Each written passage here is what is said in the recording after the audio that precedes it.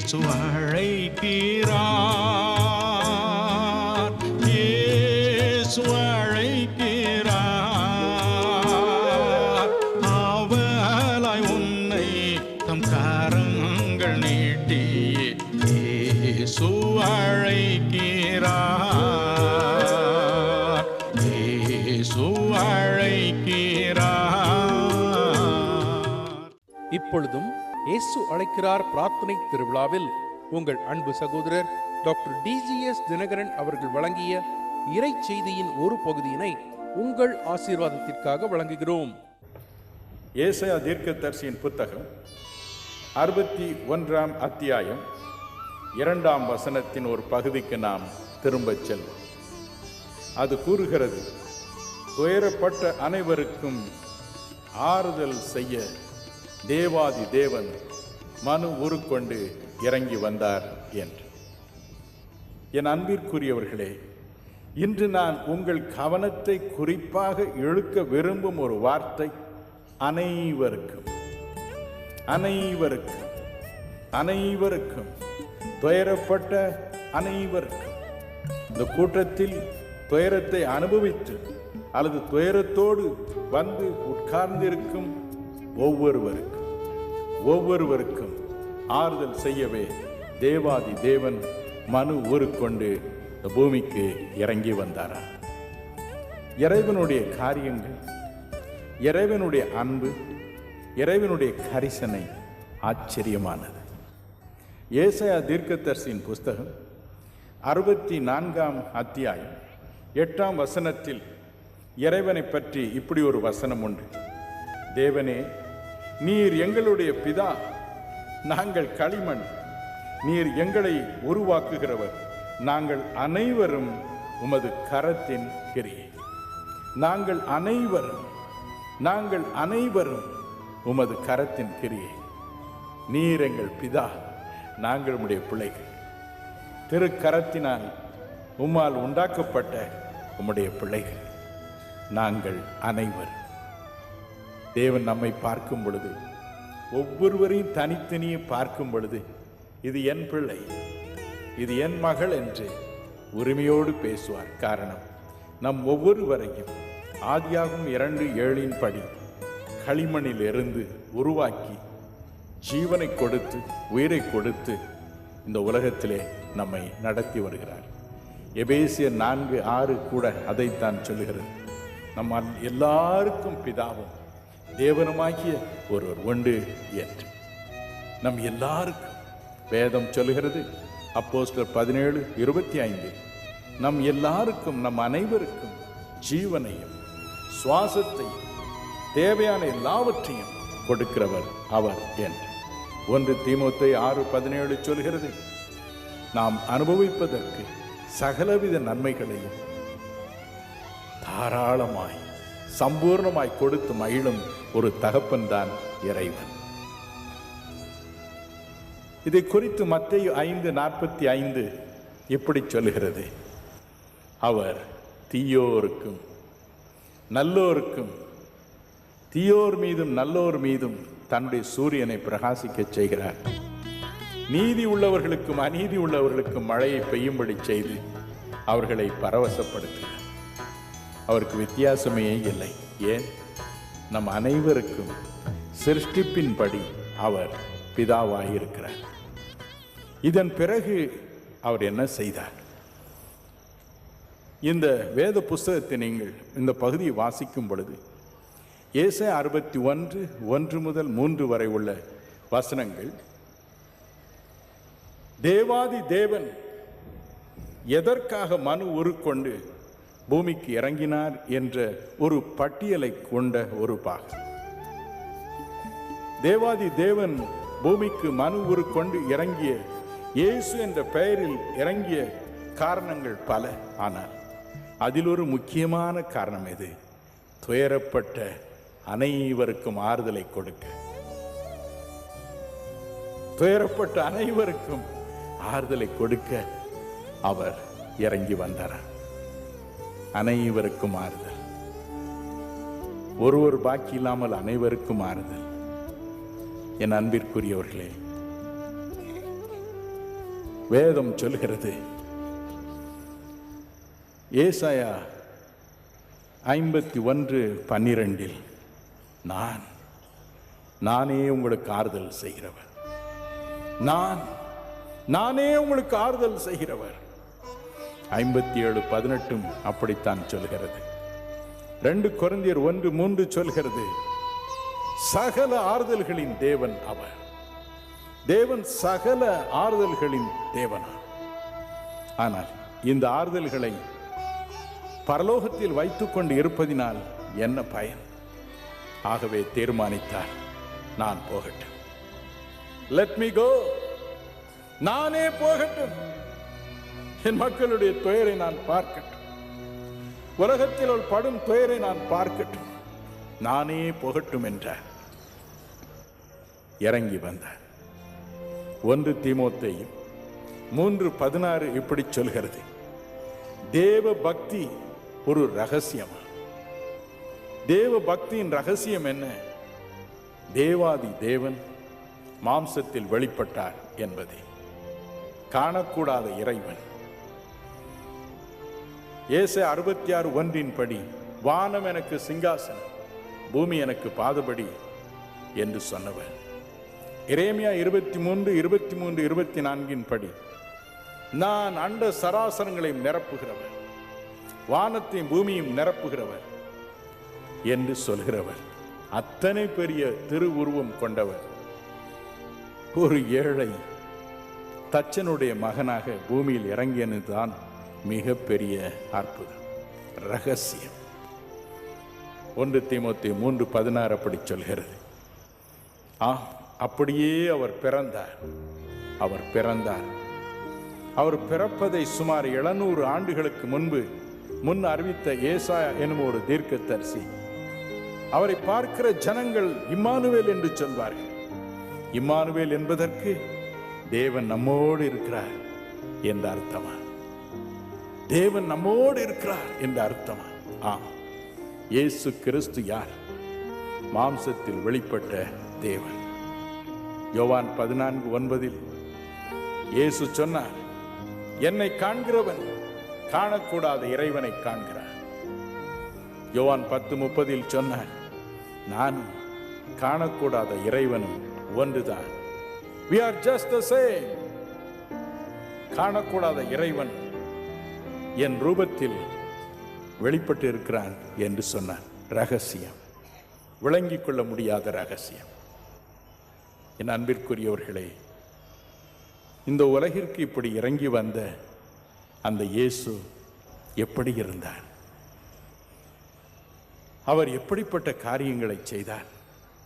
வேதம் சொல்லுகிறது, நீதிமொழிகள் 15:13, மனோ துக்கத்தினாலே ஆவி முறிந்து போகும், மனோ துக்கத்தினாலே உள்ளம் உடைந்து போகும். 17:22 சொல்கிறது, மன முறிவு எலும்பை உலர பண்ணும், முறிந்த ஆவியோ எலும்பை உலர பண்ணும். Your bones shall become dry. Bones shall become dry. ஒரு தடவை ஒரு நண்பர் இரவும் பகலும் வலியினால் துடித்தார். வைத்தியர்கள் அவரை சோதித்து பார்த்தார். அவர்கள் சொன்னார்கள், ஐயா, உம்முடைய காலில் எலும்புகளுக்குள்ளாக இருக்கும் மூளை என்ற அந்த பொருள் வற்றி போயிற்று, காய்ந்து போயிற்று.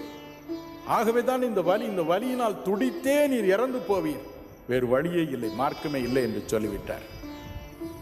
ஆவியின் முறிவு, மன முறிவு எலும்பை உலர பண்ணு.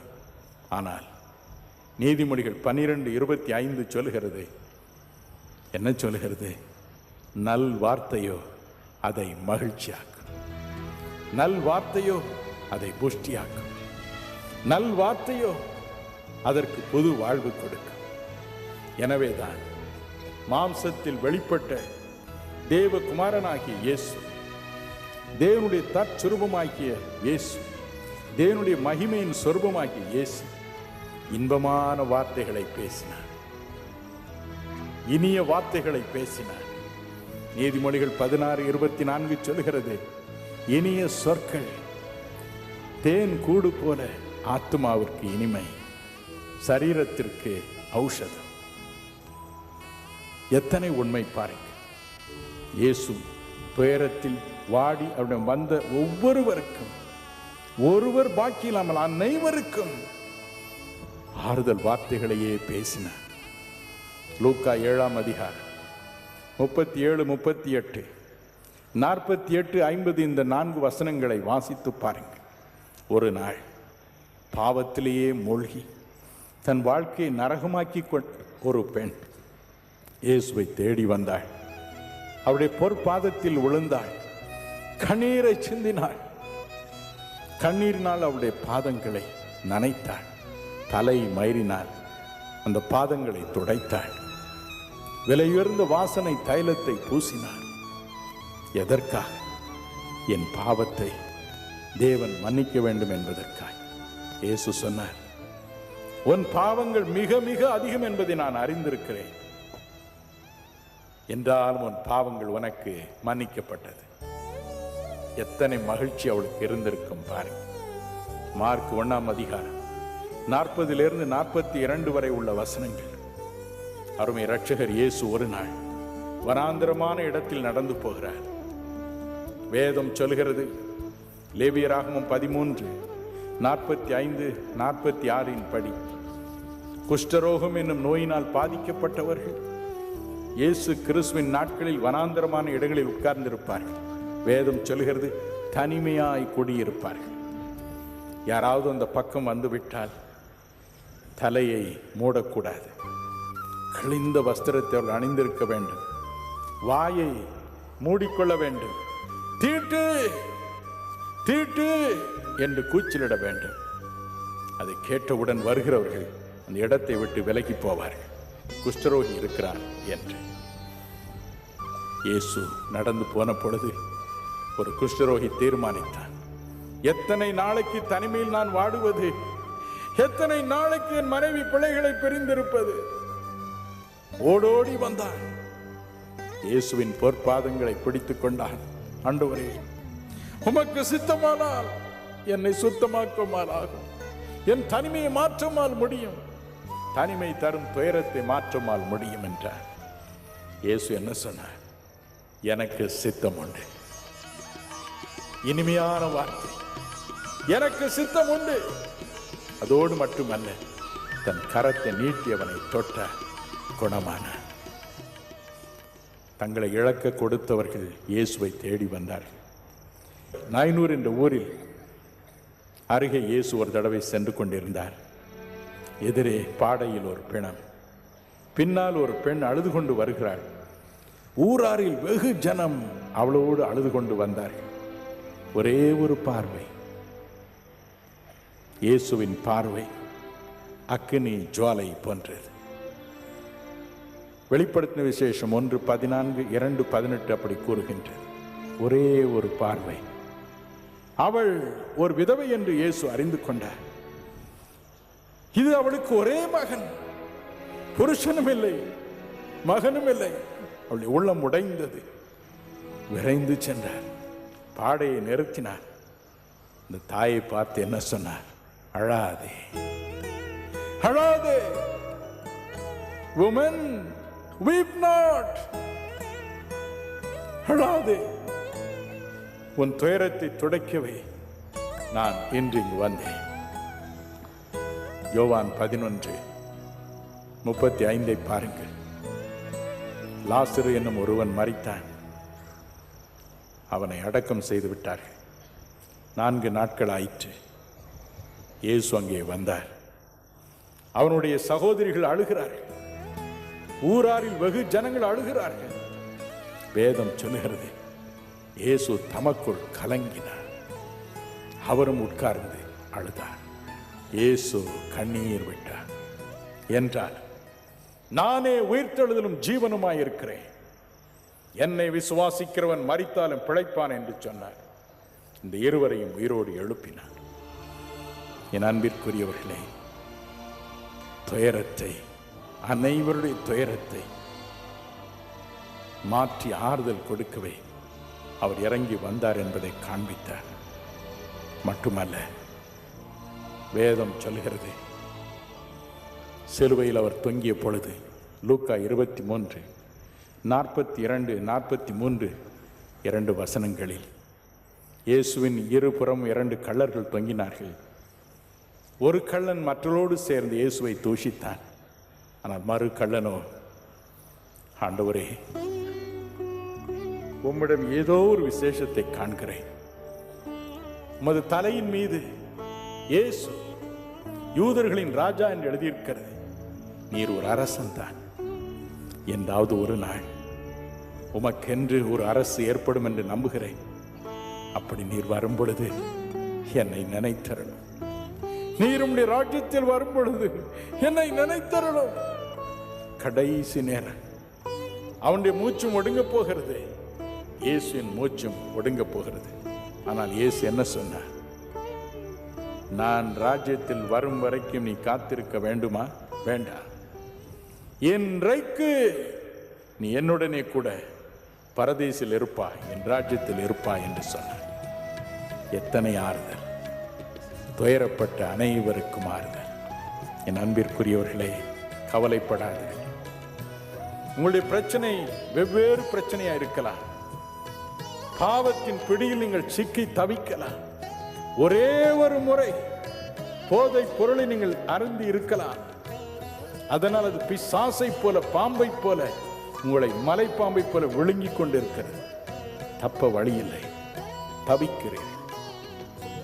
தவிக்கிறீர்கள். இந்த இரவு கர்த்தர் உங்களை விடுதலை செய்வார். என் அருமையான சகோதர சகோதரிகளே, உங்கள் அலைச்சல்களை எல்லாம் ஆண்டவர் எண்ணி இருக்கிறார். உங்கள் உள்ளத்திலே விசாரங்கள் பெருகையில் ஆண்டவருடைய ஆறுதல்கள் உங்களை தேற்றும்படியாக வருகிறது. உங்கள் கால் சறுக்குகிறது என்று நீங்கள் சொல்லிக் கொண்டிருக்கிறீர்களா? ஆண்டவருடைய கிருபை உங்களை தாங்கும்படி வருகிறது. அதற்காக பிரார்த்தனை செய்வோமா? ஏசப்பா, உமது பிள்ளைகளை உமது கிருபை அனுப்பி தாங்கும் அப்பா, தாங்கும். இந்த கிருபை அவர்களுக்குள் இறங்கட்டும், பலப்படுத்தட்டும், சமாதானத்தை அனுபவிக்கட்டும், அவர்களை தாங்கட்டும் சாமி, தாங்கட்டும். உமது ஆறுதல்கள் அவர்களை தேற்றட்டும். இன்று முதல் அந்த தேர்தல் அவர்கள் உள்ளத்தில் இறங்கட்டும். ஏசப்பா என்னை நேசிக்கிறார், அவர் என்னை எல்லாருக்கும் மேலாக உயர்த்துவார் என்ற ஒரு நம்பிக்கையோடு போய் படிக்கட்டும், நம்பிக்கையோடு வேலை செய்யட்டும், நம்பிக்கையோடு பிஸ்னஸை நடத்தட்டும், நம்பிக்கையோடு குடும்பம் நடத்தட்டும், நம்பிக்கையோடு ஊழியம் பண்ணட்டும். தடைகளை அறுத்தறிகிறேன் இயேசுவின் நாமத்தில். இனி நம்பிக்கையின் நாட்களை அவர்களுக்கு கொடுக்கிறேன். ஆண்டவனே, அவர்களுக்கு விரும்பினவைகளை எல்லாம் தேடி வரும்படி செய்யும். அந்த பிள்ளைகள் போய் மற்றவர்களுக்கு ஊழியம் பண்ணும் பொழுது ஆண்டவனே, பாதிக்கப்பட்ட மக்களுக்கு என்னென்ன விரும்பி இருக்கிறார்களோ அத்தனையும் தேடி வர, அதனால் உம்மை பற்றிக்கொள்ள ஏசப்பா எனக்கு தகப்பனாய் இருக்கிறார், நான் அவரை பிடித்துக்கொள்வேன் என்று சொல்ல கிருபை செய்யும். அந்த பிள்ளைகளுடைய சேவையெல்லாம் ஆசீர்வதியும். பண பிரச்சனையே வரக்கூடாது, அவர்களுக்கு செழிப்பு உண்டாகட்டும். இயேசுவின் நாமத்தில் ஆசீர்வாதத்தை அவர்களுக்குள் வைத்து ஜெபிக்கிறேன். ஆமென். God bless you.